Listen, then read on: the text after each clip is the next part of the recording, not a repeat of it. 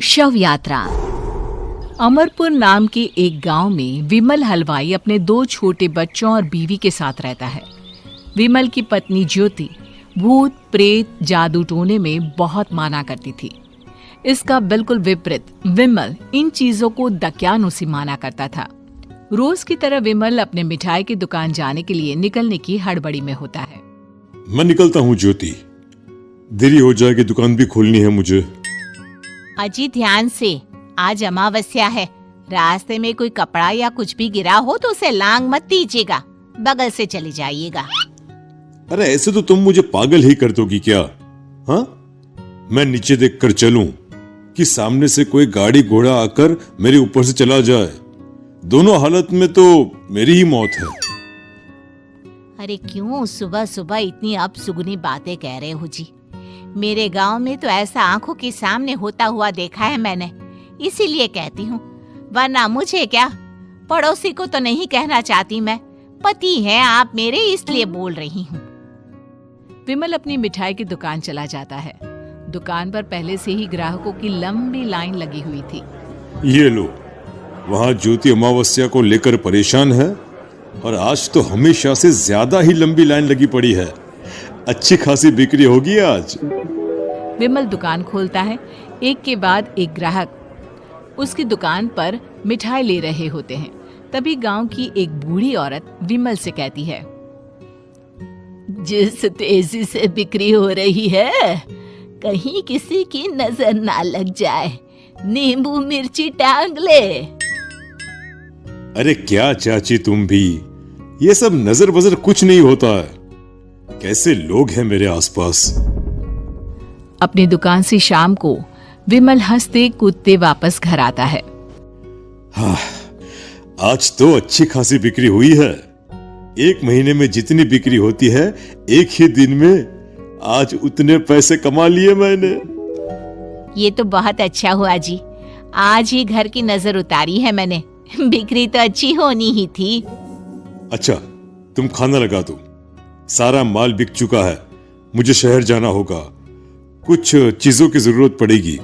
रात भर मिठाई बनाऊंगा, तब जाकर कल सुबह दुकान खोल पाऊंगा। खाना खाकर विमल शहर जाने के लिए निकल पड़ता है।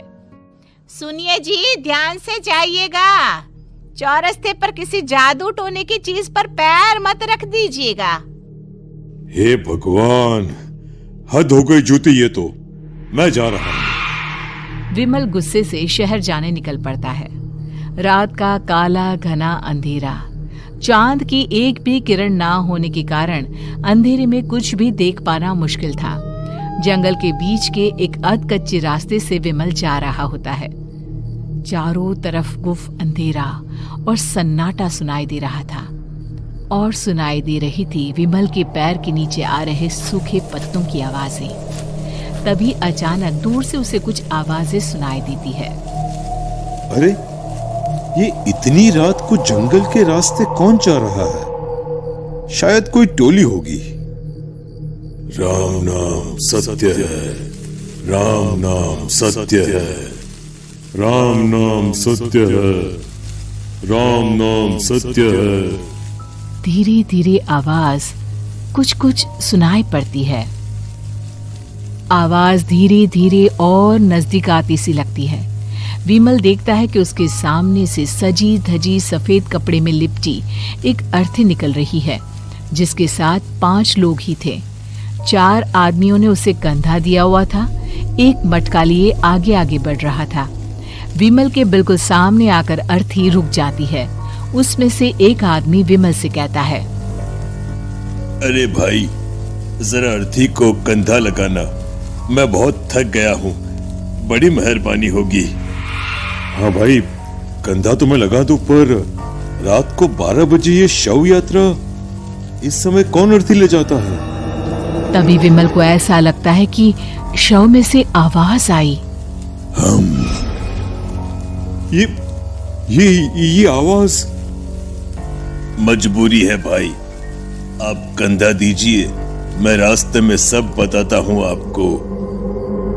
विमल अर्थी को कंधा दिए चल रहा होता है कि उसे ऐसा लगता है कि हाथ में मटका लिए जो आदमी शव के आगे चल रहा है उसके पैर उल्टे हैं। क्या हुआ भाई, हकला क्यों रहे हो? वो आपके साथी के पैर उल्टे।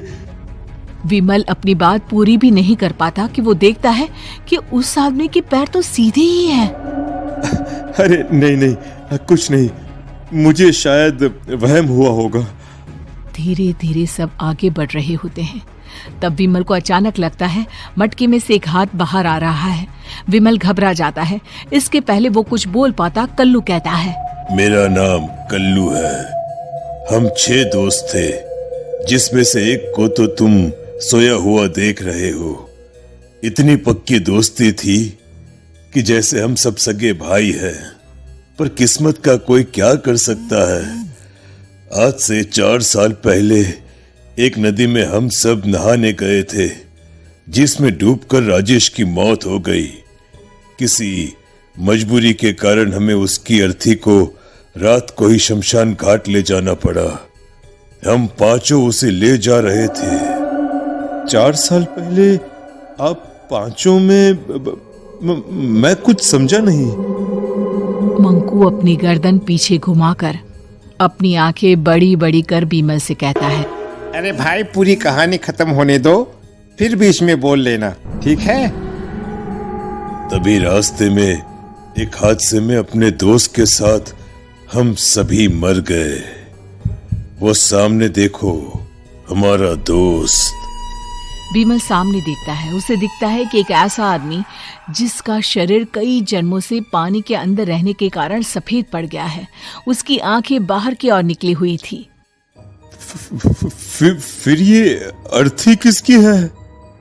अर्थी के साथ के लोग अर्थी को नीचे रखते हुए एक साथ बीमल की ओर देखते हुए कहते हैं, तुम खुद ही देख लो। बीमल शव पर से सफेद कपड़ा हटाता है। शव की जगह खुद को ही देखकर बीमल के होश उड़ जाते हैं। वो शव बीमल की ही थी। पलक झपकते ही बीमल उस अर्थी की जगह पर होता है। 6 के 6 दोस्त उसी तरह अर्थी को उठाकर चलने लग जाते हैं। राम नाम सत्य है। राम नाम सत्य है। राम नाम सत्य है।